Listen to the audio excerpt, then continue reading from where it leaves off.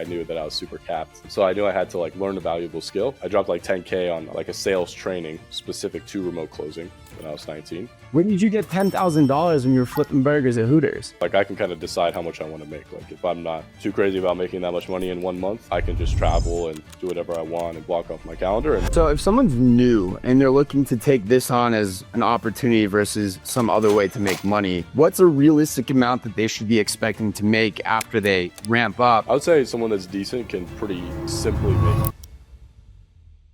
Welcome to the conversation where we uncover real paths that everyday people can use to escape the 9-to-5 and build a life of freedom. Today we have Tanner Johansson. He's a remote closer. He's working and living a great lifestyle, traveling the world, buying nice cars, and we're happy to have him here today. Tanner, welcome. Thank you for having me, Ben. Excited to be here. Awesome. So we just want to kick off. I'd love to learn a bit about you. I've actually never met you before. Can you tell us who are you, what do you do, and how did you get here? Yep. So my name is Tanner Johansson. I'm 21 years old. I started my journey making money online when I was 19, so a couple years ago. And I got into it just because I wanted freedom. I wanted a way better vehicle for making money. And I kind of heard of like the classic ways to make money online, like, drop shipping, crypto, kind of these sorts of things. But I knew there had to be like, a solid skill that I could just learn without having to build my own business. And that's when I came across remote closing and got into that. And 2 years later, still doing it and still scaling up. And so what got you into remote closing? You looked at all these different ways to make money. How did you come across this as an opportunity and how did you learn? Yeah, I came across this. I was trying to learn day trading, and there was someone in like some random Discord that I was in that was like, you should just learn sales. I'm, an appointment setter online, and I'm living in Puerto Rico, making like 8,000 a month. And I remember like reading that message. It was like some guy DMing me, trying to help me out, and my mind was blown. I was like, how is this even possible? He's like, oh yeah, I just talk to people, and that's really, it's pretty simple once you learn. And so I knew there had to be a better way. I was working at Hooters actually as a cook, which was a pretty fun job, but like I knew that I was super capped. Like obviously you're not going to get too far with that. And so I knew I had to like learn a valuable skill. So I got into that. I dropped like 10K on like a sales training specific to remote closing when I was 19. And then the main reason I felt like it was the best business model for me is I always like talking to people. I'm a hard worker, and so I wanted to get paid based on what I was worth rather than just an hourly wage. And it felt like a good mix between, kind of being independent, but not having to start my own business from scratch, but also making the amount that I wanted to make, right? Because with remote closing, you don't have to start your own business. You don't have to run ads. Like all you have to do is really take calls, but you still have the independence of a business owner. So I felt like it was a good mix for me at the time. Yeah, this is really interesting. I want to point out some patterns that I've noticed across people I've talked to. First of all, you're 21. You're pretty young. Second of all, you met somebody in Discord, and some other people who started entirely large businesses met people in Discord. And there's really something about networking and putting yourself out there and being in the make money online space that you just don't know where it will take you. You could meet somebody that takes you down a journey that you never would have expected. I mean, this is someone you were not researching remote closing. It's something you stumbled upon because you met somebody. So I do think it's really important for people to put themselves out there and meet people. 100%. I fully agree. Like most of the things I've learned have been through now at this point from like learning that lesson from like joining networks. Obviously that's like one of the ways we got connected is from someone that I met in a network. So it's a big thing to put yourself out there for sure. And one thing that you said that jumped out to me is that when you were 19 years old, you spent $10,000 on a sales course. Did I hear you correctly? Yeah. Where did you get $10,000 when you were flipping burgers at Hooters? It's a great question. So I had actually I started working at Hooters when I was 17, and I didn't really go to high school. Like I was like, this is not going to get me anywhere. So I just kind of didn't go to school, and then I would just work at Hooters instead, like full time. Well, I didn't drop out. I was still like I would show up like one day a week and just get all the assignments done. And then I was working full time basically at Hooters. So by the time I was 19, I had saved like 25,000 at least just living at home with my parents, stacking cash because I knew that would be like a runway to start something where I can kind of escape, whether it's investing or that's what I thought it would be, like just investing. But it gave me, capital to use for learning a skill, right, and investing into myself. Yeah, and another thing that's really interesting is you operated outside of the typical system. Some people say the matrix, things like that. The matrix is you go to school, you get good grades, you go to a good college, you get a good job, and so forth. And then you immediately kind of rejected that whole mentality. You said high school isn't even what I want. And then you went immediately for what are the skills that I can learn so that I can make money and live the lifestyle I want. If you had a direct line from A to B, straight line sales method, if you will, you knew you wanted to get to B, and you're like, all these other steps in the middle are not giving me freedom. They're not even taking me on a path that will give me freedom. And you said, how could I get there as quickly as possible? And that's the path that you went down. Exactly. Exactly. I always just kind of like looked ahead to people that went down that path, and I just knew I didn't want something like they had, like the same life. So I was like, I just had to do something else. Like that's the only way. Yeah. And that's a really good point, which is don't take advice from people who do not have the outcome that you want. And so if you talk to people who are making good money, but they're miserable, they're going to give you advice that's going to get you where they are. But you're talking to somebody who has the lifestyle that you want, whether it's traveling or maybe you want stability, find the person that emulates the life that you want to have, and then ask them how you can create that life as quickly as possible. Otherwise, you're going to be taking advice from people who are going to be like, oh, do this. They're not successful. How would their advice be good? Or do that and they live a life that you don't want, even if they are by some metrics successful. Figure out, what do I want? Who has what I want? And how can I get their advice to get from A to B as quickly as possible? Yeah, 100%. I think that's a big mistake a lot of young people make because they think, like, obviously your parents have the best, like, they have the best thing in mind for you, right? They want the best for you, of course, and they want you to be successful. But I think if your parents don't have the exact life that you want, the exact results you want, you have to take their advice with a grain of salt. I think that's a big Right. mistake, especially like young guys make for sure these days. Yeah, 100%. Another is taking advice from people in their peer group without raising the standard of their peer group. If you're in Yep. school and all of your friends are in school and they're all trying to figure out how to make money, and one's like, I want to be a lawyer because money, I want to be a doctor because money, it's like, why not just study money? And then why not talk to the people who already have money? You're actually wasting your time and lowering your standards by spending time with people who don't have the thing that you want. So surround yourself with people who have achieved what you want to achieve. Yep.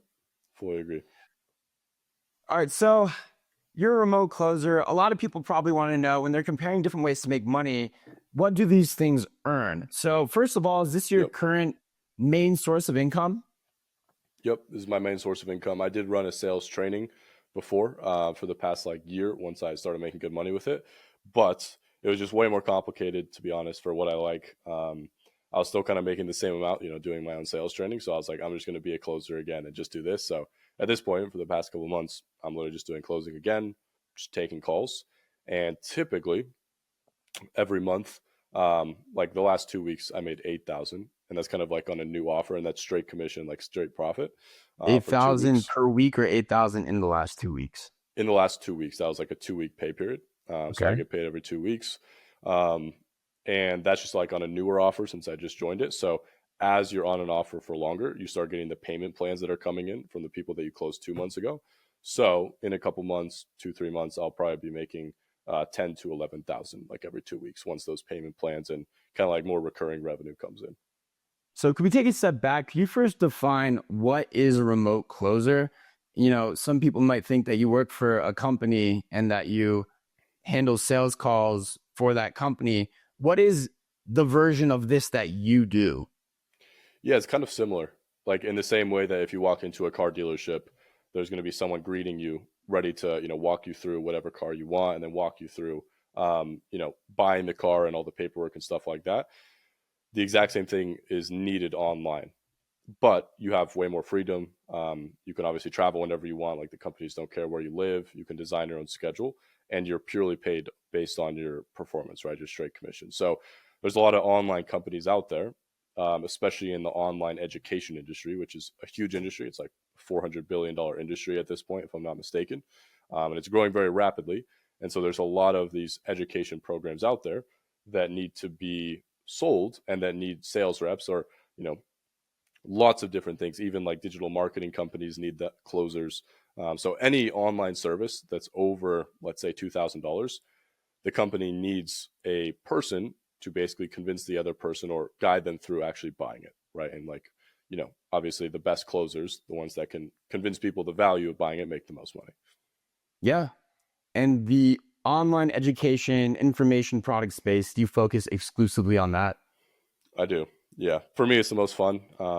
And I think that's where the most money is right now. So most fun and most money. That's a good combination. Can you tell Yeah. us what is it like doing this? Do people give you leads? Do you have to do cold outreach or is it inbound calls? Yeah, it's a great point. So every single day, I open up my calendar and I have inbound calls scheduled. So on my Google That's Calendar, great. each call is like 30 to 40 minutes, and I could choose exactly how many I want. So, like, yesterday I was doing something in the evening, so I blocked that off a couple of days before, and no one could schedule calls.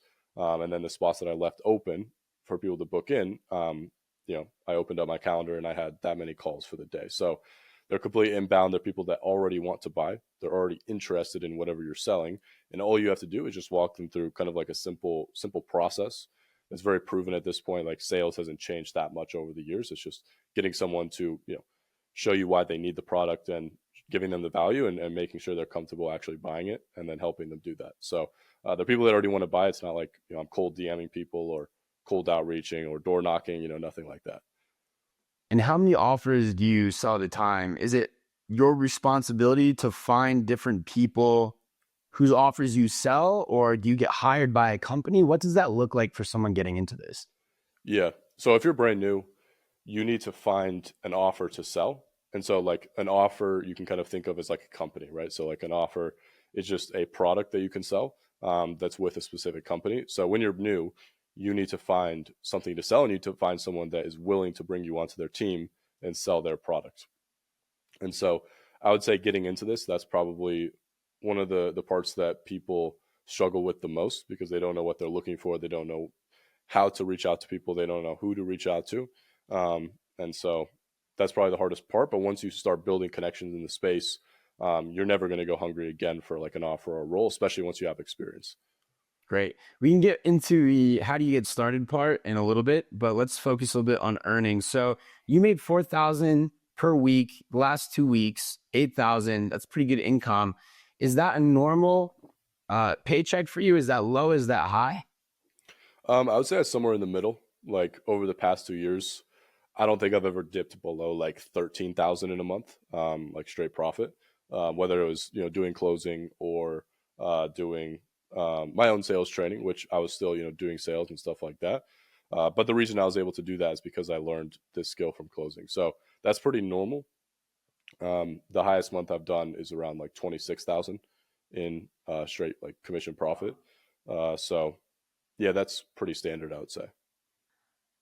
Okay, so that's standard. So if someone's new and they're looking to take this on as an opportunity versus some other way to make money, what's a realistic amount that they should be expecting to make after they ramp up and they get decent at it? Not like the above average person, not someone who isn't putting in any work at all, but someone who's decent. Yeah. I would say someone that's decent can pretty simply, I wouldn't say easily, because obviously there's still work that goes into it, but simply make five to like 7,000 a month, within like a few months to 6 months of starting, pretty simply. Given you actually put in the work, and given you have someone maybe like guiding you and showing you kind of the ropes of what to do. Otherwise, you're just going to be like, you don't know what to do. But yeah, it doesn't take like that much like talent or, let's say, skill. It just takes hard work, and as you learn, it's pretty simple. Like, the opportunities are there. There's plenty to make 5 to 7K a month pretty easily from anywhere in the world, which is really great. And how stable is this income? Does it fluctuate a lot with seasons, month to month, week to week, or is it generally pretty consistent with your calendar? For me, it's been pretty consistent. I know people that maybe it has been inconsistent, but for me, it's been super consistent. Like, if like I can kind of decide how much I want to make. Like, if I'm not too crazy about making that much money in one month, I can just travel and do whatever I want and block off my calendar. And of course, I'm probably going to make a little bit less. But if I want to make consistent 15 to 20K months, like, I've never really like gone below that unless I'm like traveling a bunch or doing random stuff. Great. And so, how scalable is this? Obviously, you're not exactly trading time for money, but you can only earn as much as calls that you book on your calendar. So how Right. scalable would you say this is compared to other ways to make money? Yeah. I would say it's probably one of the best models for beginners, but it's not very scalable, especially if you have experience in business. Because like you can get to like, let's say 10 to 20K per month, in a couple years, like pretty easily. Like it took me like 8 months to get to 15K a month when I was 19. But once you get to that point, it becomes a little bit harder to like scale higher. Um, like I've never gone above 30K per month. And there are rules out there, in the closing space where you can get that. Um, but they're definitely harder to find. And most of the roles, like you can make 10 to 20K per month. From there, it's a bit harder to scale. And obviously, you're still trading your time and your energy for money at the end of the day, but it's just leveraged, with your skills. So you're able to make a lot more. So it's not super scalable. Like you can't outsource it, but I'd still rather do it than, make 20 bucks an hour at Hooters. Right. So, Yeah, I mean, this still does sound like a great opportunity for people who are looking to build freedom and they want something that's, yeah, as you said, not necessarily easy, but it is straightforward. right. For sure. Oh, let's talk about flexibility. Actually, this is really interesting because you were saying that you could build up to a certain amount of income and you kind of control your own calendar. Is this something that you could start booking calls in the evening if you have a full time job, or do you have to dive in head first and go all in on this from the beginning? Yeah, I mean, it will be easier if you dive kind of head first for sure, because most of the companies are looking for people that are like all in. So what I did when I first started is I saved up, like money, like I told you, it gave me like a little bit of a runway to be able to not make money for a bit, especially if you're young, you're in a good spot if you're like with parents and stuff like that, because you do have, more flexibility. But I have had, people that I've helped get into this that have just done it in the evening, and they've still crushed it and then made more money than their job, and then they quit and then started doing it full time. So it's still doable. Yeah, I think what people that I've spoken to want is a path to be able to have freedom. And very oftentimes that means I want to be able to start doing this on the side without leaving my job. And I want to be able to prove out that I can make just a couple $1,000s a month part time. And if I get that level of confidence and I've proven the model, then I would be comfortable at that point leaving and even sometimes making less money than my current job as long as I can be my own boss and travel the world. Yeah, 100%. Like as for me, like the biggest thing was just traveling, seeing the world, and having as many experiences as possible, and just having a vehicle to be able to do that. So I think for some people, they just want to get as rich as possible and build their net worth up. That's kind of like the game for them. And for other people like me, like you just want to have freedom, make great money where you don't have to worry about money. You don't care like about like making millions and millions of dollars a month, right?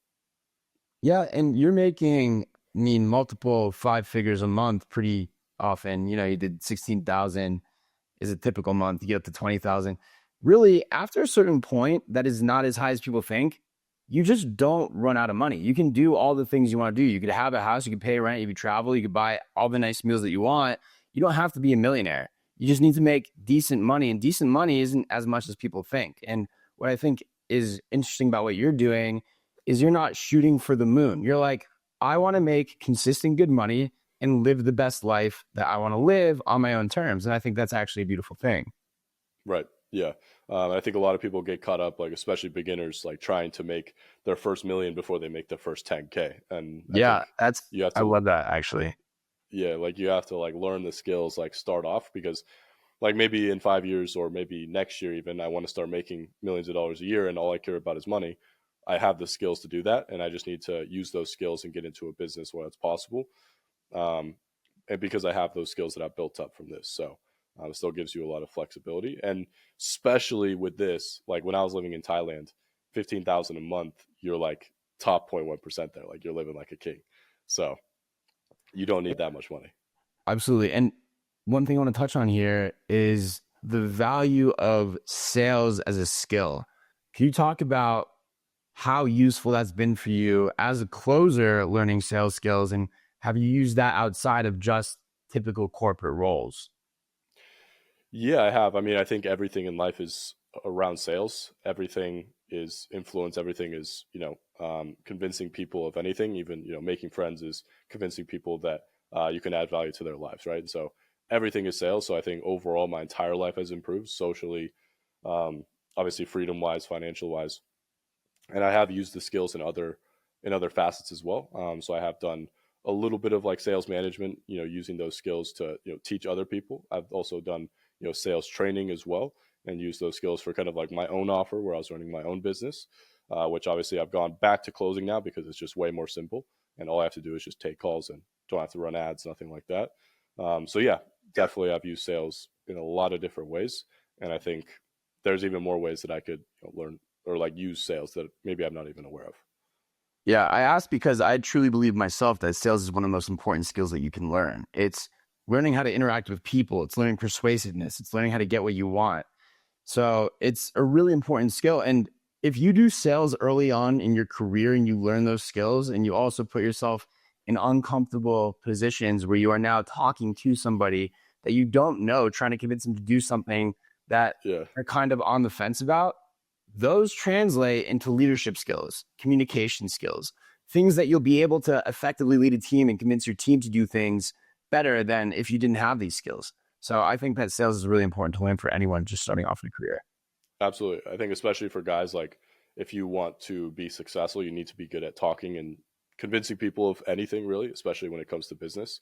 So, and women as well, like of course.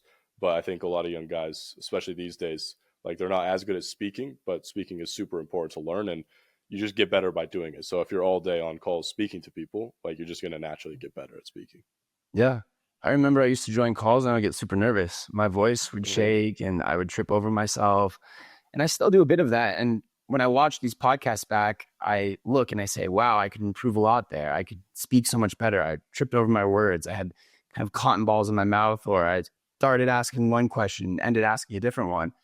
So just by doing things and having repetition and getting outcomes from it, it helps you develop over time. Yep. 100%. So back to the flexibility topic. What range of time per week should someone expect to have to invest in order to succeed with this? I'd say minimum like 30 hours. Like you kind of got to put in more time. This isn't like day trading where you can do like, hour or two per day, make some money and then walk away. Like you definitely have to be investing time. And especially in the beginning, like when you're learning, you need to be learning the actual skill of sales. You need to be practicing and, definitely like reaching out to companies and offers to get onto their team and start, getting actual hands-on experience. And most companies like they want to have you at least like 30 hours, like most offers, especially even when you're a really good closer. Like I would say the minimum is like 20 to 30 hours. Obviously the better you get, the less time you can put in and still, perform. But yeah, I would say 30 hours. Okay, that's really interesting. I was thinking that this is something that you could start on the side and then just learn over time. But I guess to your point, if you're a business and you're hiring someone and they can't put in that much time, they're not going to develop very quickly. And they're just going to lose a bunch of sales that someone who is more dedicated would actually close. Right. Exactly. And that's why I think like this isn't for everyone as far as sales go. Um, because like if you really need to work your job to like pay your rent and all these things, you should probably start with maybe like a side hustle in the beginning, until that replaces. But with this, it's more of a thing that you need to prepare for, and like you can start learning on the side. But if you want to be making 5 to 7K a month, 10K a month, like it's a full time commitment. So how could someone start on the side? What would that look like? Starting off on the side, you need to have at least a few hours, at least I would say 3 to 4 hours. Some offers, like, there's something called an appointment setter, which is kind of the entry level position to a closer, which is what I started with. I wasn't always a closer, and that's even easier to get into. So I've had, people I've helped, and even people, appointment setters on the offer I'm on that book me appointments. That's kind of their job. They tell me that they work like 2 to 3 hours a day, and they're making a few thousand a month doing that from anywhere. So for someone getting into this, you can absolutely do it. You just need to have time where you can do it, right? So if I was starting off, and what I did when I was starting off is I would work in the evenings, like as a cook, I would start working like 4 p.m., which gave me like a almost full work day to be on any offer. And then most offers like don't expect you to work like super late in the evenings. They just want you to be there on like the team meetings, let's say at like 9, 10 a.m., depending on the company, and just be available kind of during the day. So if I was starting off, again, I would just find a job that's more in the evening, that's a little bit more flexible, that I can, do this during the day because that's when people are answering calls, booking meetings, sales team meetings are. And from there, you could absolutely like that would be the best way to do it part time until you make enough money. it's not that hard to make enough money to replace your job with this. Okay. And do you think that people should start as appointment setters before they move into closing? I think so. It's going to be a lot easier for you to actually start getting hands-on experience, and there is, more people like getting into the space that have experience. If you have sales experience already, let's say if you've done door to door or like car sales and you've already built sales experience talking to people, like you could start off as a closer. I think it's still very important to learn the skill and learn the framework because remote closing is way different than car sales, right? But that experience can leverage you into a position like that. But I still think it's good to, like get some training, get some help from somebody that's done it before. Um, but if you've never had sales experience before, it's best to start off as an appointment setter. And that's what I did because there's actually companies that will hire almost anyone for an appointment setter as long as they feel like you're actually a hard worker, you actually want to learn, and you've shown that to them. They don't care if you have no experience because appointment setting is super easy. And as a setter, I was making like 6 to 8 thousand a month as an appointment setter, literally just booking meetings for closers. So you can still make great money. So let's talk about the flexibility of the hours. You, I believe, said have the ability to block off time or open up your calendar for other people to book from theoretically the appointment setters. You also mentioned something about it sounded like a 9 a.m. stand up, more or less. How hmm flexible is your schedule? It's super flexible. There's team meetings that are on the calendar for the offers that I've always been on. Like they're almost optional. Like if you miss one, it's like okay, it doesn't really matter. We're like a normal job. If you miss a meeting, it's like you're gonna get written up or something like that. But like they don't really care, especially if you're performing. Like if you're doing a good job, they're not really gonna tell you anything. So and anytime, like I could literally go onto my calendar and just block the entire next week off and just not work next week if I want. And I'm not really going to be questioned at all. Right? It's Okay, just so you don't have putting to in. ask for time off. It's just you set your own availability. And do these hours have to be within a certain window, or is it just most people want to book time between 9 to 5, so you should be available 9 to 5, but you could do in the evenings? What does that look like?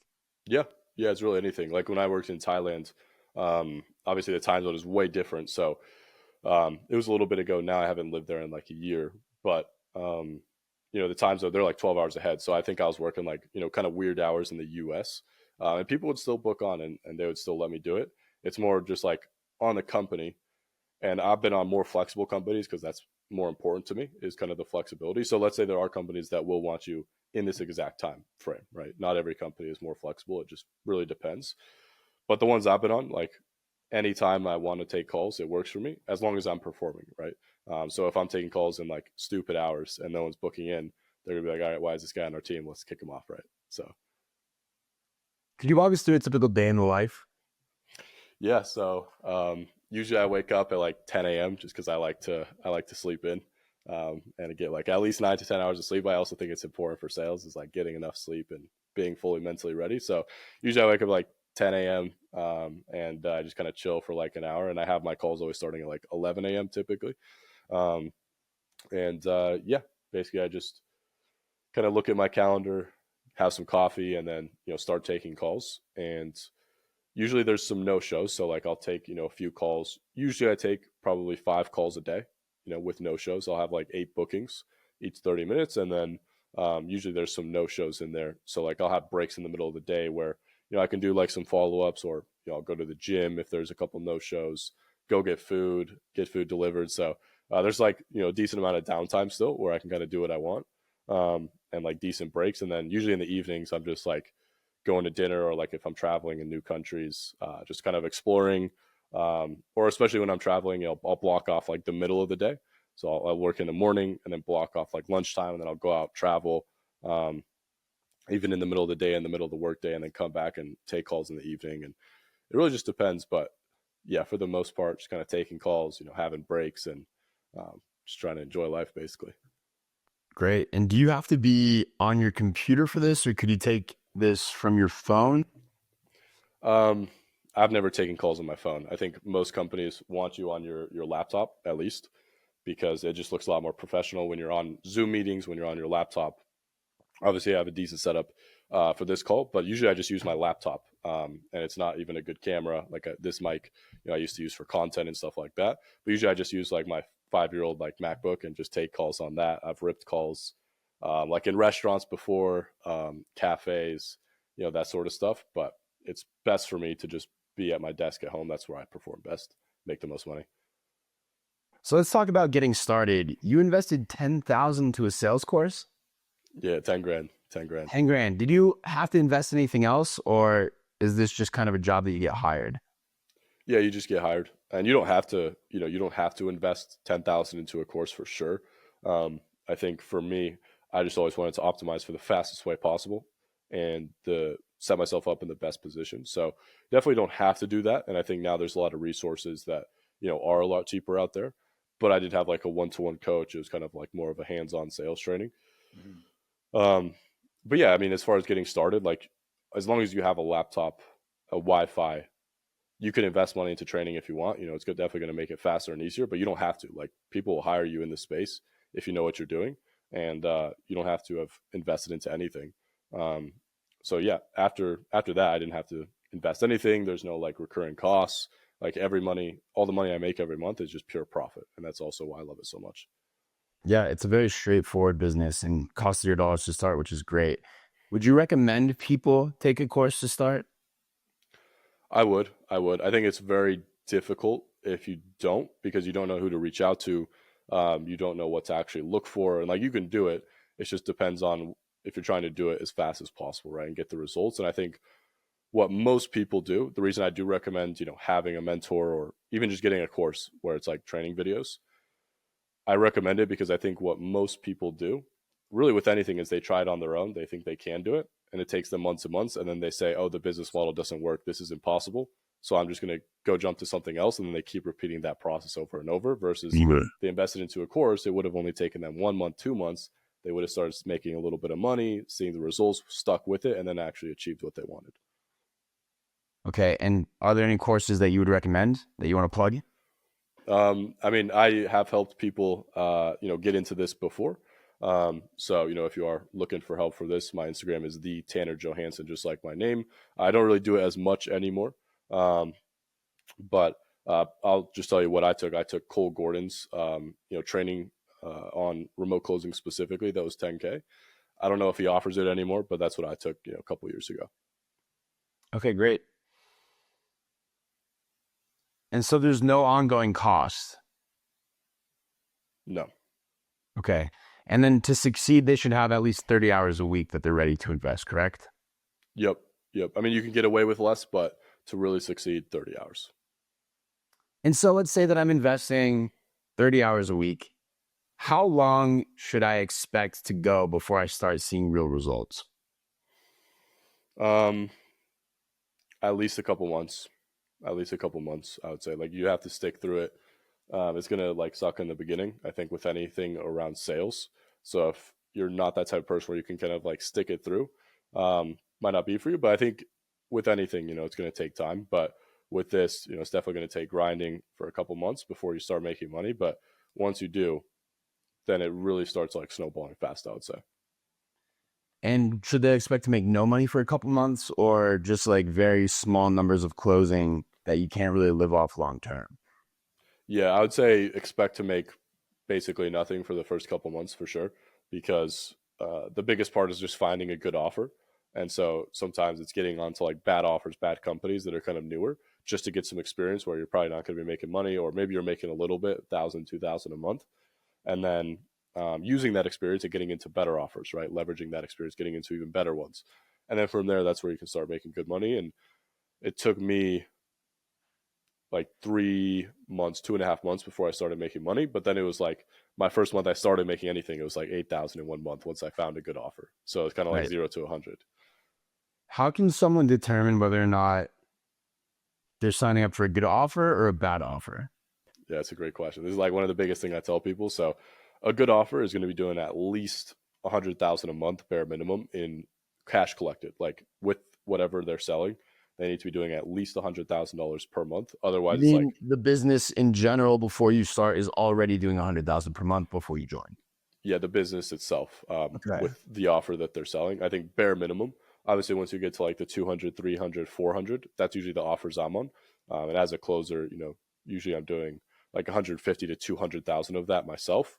So you need to give yourself room to actually make money. Um, And so if a company is doing 10,000 a month and you make 10% of that, you make 1,000 in a month, right? Versus if you're kind of starting off, you need to get into a company that's already proven they have an offer that people actually want and they have good marketing. So I always recommend the best offers are always being marketed on YouTube because that's where people actually build trust, especially if you're closing for a creator.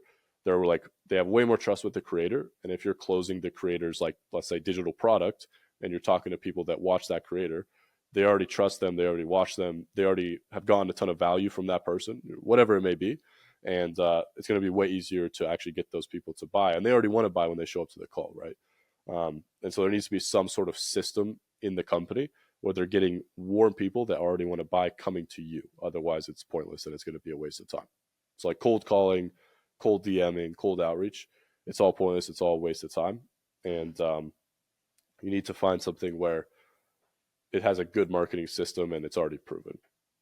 So cold calling, cold DMing, waste of time. If you're a remote closer, how do you find those good offers and get in contact with them? Yeah, great question as well. There are Facebook groups. So there's Facebook groups where you can, reach out and there's opportunities being posted. There's also opportunities on Indeed. There's opportunities on LinkedIn. LinkedIn has some solid ones, but there's also a lot of BS out there as well, like on these sorts of platforms. So you really have to kind of take everything with a grain of salt and understand what you're looking at. And what I did to land, one of the first big YouTubers that I did sales for was a guy on YouTube in the finance niche, and he basically taught people how to invest their money into the stock market, right? So just long-term investing. He dealt with pretty successful people that wanted to just learn how to invest the money that they're making, like doctors, lawyers, etc. And I basically scraped his email from his YouTube with an email scraper that I got off the Google Chrome web store. And then I emailed him and sent him a video of myself, like a 1-minute video talking and telling him why I'd be a great fit for his sales team. And then he hired me. So that's also Yeah, good. that's one of the best ways to do cold outreach is to do a custom video where they say, okay, this guy didn't just spray and pray. He's talking to me. This is a human being. I can see what he looks like. I can hear how he sounds.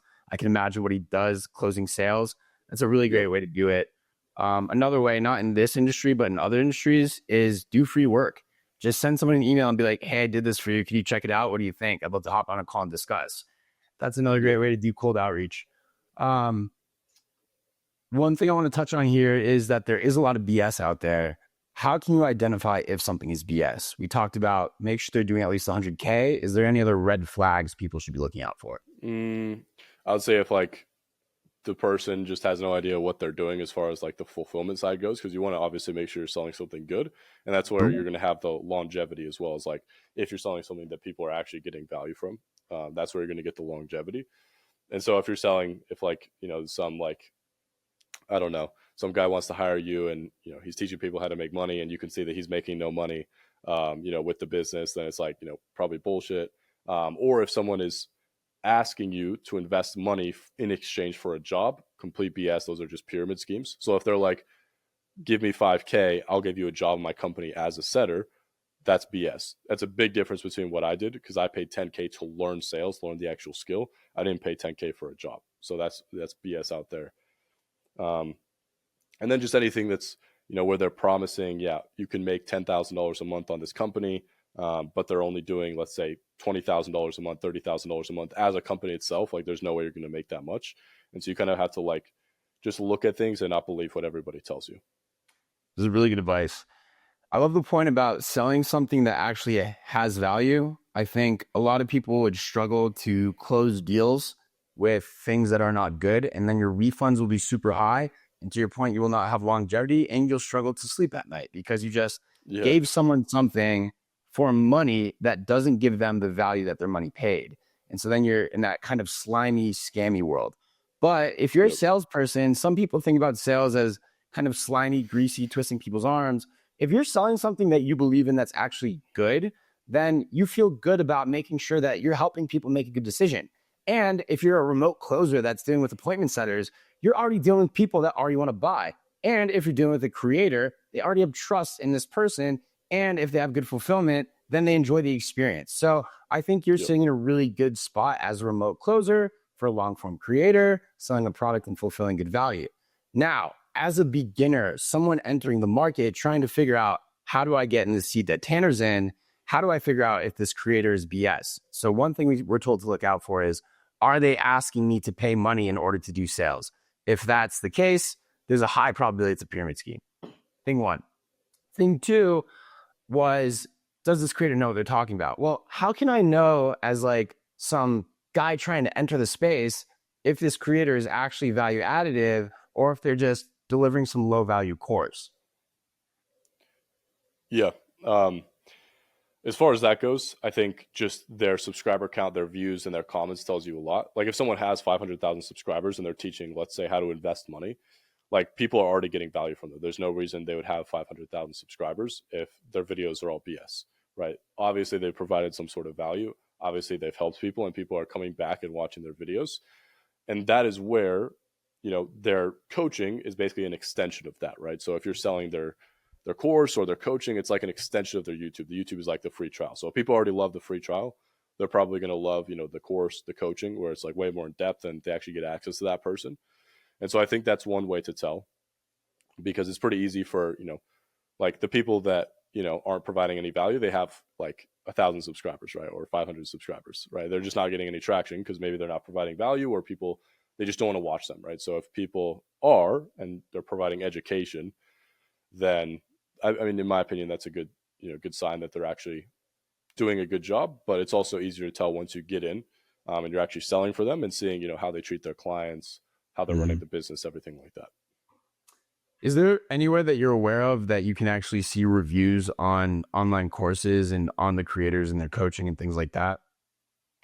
No, it's kind of hard, honestly. Like it's pretty hard to find. Like even when I'm on calls with, people that are looking to buy, a creator's course or creator's coaching, pretty hard for them. People have expressed to me like, I can't find any reviews. I don't know, what the details are. Like I have no idea, what I'm doing getting on this call. And there's also people that they don't really care, right? They have so much trust with the creator that they don't care. But I think for a lot of things, that it's very hard to find like reviews or see how people are actually doing inside the program. There's not like that much transparency. Well, I'm glad that you said that, because what I'm creating is a database of different ways to make money, creators that coach people on how to make money, and the courses that they offer. So I'm creating that place, that trust pilot of the make money online space, where people can get that transparency and can build the trust, so that you actually have something that you can point to say, look, our course is great, and something that people can get behind, where they can see real discussions and real reviews from people who have tried these things. Because it's a big problem in the market is there are those people out there who have the low subscriber counts. They drive around in Lamborghinis in Miami. And they say, you could too if you do these 3 simple things, buy my course. And then they pay $1,500 for no refund. And they're so upset that they did it and they can't get their money back. So I'm creating that transparency. I'm creating those reviews, and that's what we're working on. So the fact that you said that that doesn't exist and that people want it is validating the thing that I'm building. So thank you for sharing that. 100%. And I think like it's going to help me because, if you have that and there's a lot more transparency, it's only going to help the people that are actually doing good and providing value. So I 100%. think that's just going to help the people. It's going to help everyone, right? And kind of just root out the bad, and obviously everyone's going to make more money. So I think that's great.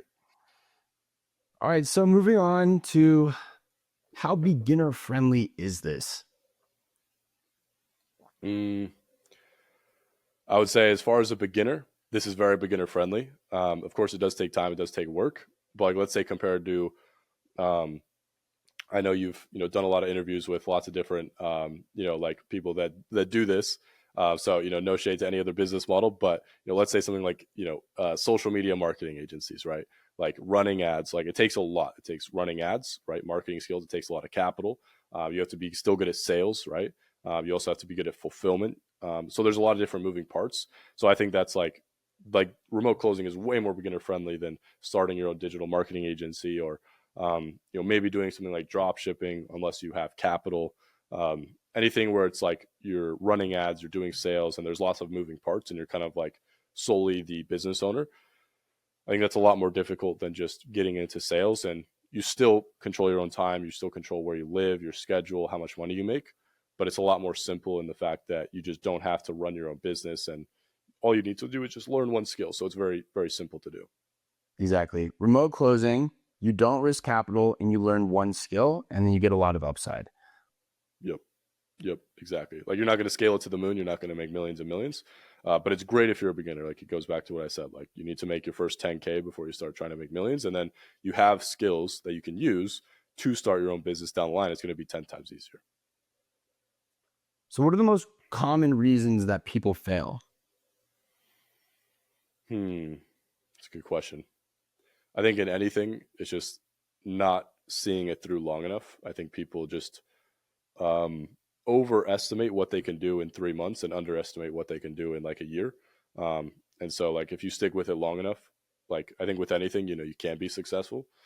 So I think that's like probably the biggest reason is people just think they can't do it and they just ignore people that are doing it and say, oh, no, this isn't going to work for me. I think that's one of the biggest reasons is just limiting beliefs. Secondly, I think it's pretty rare, but let's just say if someone is just really, really, really bad at talking to people, they just hate social interactions. I think those people don't get into sales in the first place, but I think it is pretty rare to be in that position because I think even then you could still learn this. And I definitely wasn't like super social before I got into sales or good at talking at all. So I think even if you're in that position, you can learn. But let's say if you're just not that great at learning or you struggle with social interactions, then that could be a reason that this isn't the right fit for you, and you could not be successful. Okay, great. So you kind of covered the things I wanted to ask about next, which is fit, but just more explicitly, who is this for and who is it not for? I would say it's definitely for people that are hungry, ambitious. They're willing to like get in the trenches and put in the work and talk to people and use a lot of mental energy to be successful. And people that are willing to face rejection, people that want to really learn and improve themselves, and they want to get uncomfortable to do that. Like if you like getting uncomfortable, if you like putting yourself in situations where you have to perform, like performance is huge in this, then this is for you, right? If you don't thrive in performance, if you don't thrive in pressure, you don't like talking to people, then this definitely isn't for you, because you do have to perform, and it takes mental energy for sure. Would you say that there are specific traits that you can identify in someone when they're starting that you can just say, I know that this is the type of person that's going to stick it through and actually succeed? In some people that you talk to that after the first conversation, you say, this person's not going to make it. Yeah, I think problem solving, like if you can actually problem solve and figure things out on your own and actually like take action. I think like I've seen guys where, I've helped them get into this, and from moment one I'm like, all right, you're actually going to do really good at this because you're actually like going out there solving problems and taking initiative yourself and then coming back to me and saying, what you could have improved on. Versus, other people where I'm kind of like, this probably isn't going to, go as well as you think if they're just, not putting in the work. They need like tons of accountability, and they want things like almost handed to them. I think that's, yeah, it's just not gonna work as well. So I think if you can solve problems, go out there and you're willing to, like I said, like just perform under pressure and go out there and take initiative, and you're willing to get rejected, like that's like where I see where it's like, yeah, this person is gonna do really good. Great. Well, we covered all the main data points. Is there anything that we haven't covered that you think is really important that you want to communicate to people? Hmm. No, I think overall, like if you just want a way to make money online where it's almost like a job, but you get paid based on how good you are at the job, you get to design your schedule, you get to travel, you want to travel the world and still have a decent income, but something that's still scalable where you're making, the amount of money where, people in corporate jobs would have to wait, 10, 20 years to get to. Remote closing is a great place to be. And it is very simple. Great. And is there anything that you want to plug or promote? Not really. I mean, I know I've helped people before. If you are, really looking for help, you want a mentor to get into this. My Instagram is the Tanner Johansson. I don't really do it as much anymore, but if I feel like you said, you are the type of person that can succeed in this. I'm willing to help you out. And yeah, if you're like a business owner and you're looking for someone to help like manage your sales team, or you're looking for a closer, you could also DM me as well. I'm always open to opportunities and stuff like that. Right now I'm on great offer, but yeah, always open to new opportunities. All right, Tanner Johansson, thank you so much. I think this was a great conversation. A lot of people will get a lot of value from it. Thank you so much. 100%, Ben. It was a pleasure. Thanks for having me on. My pleasure.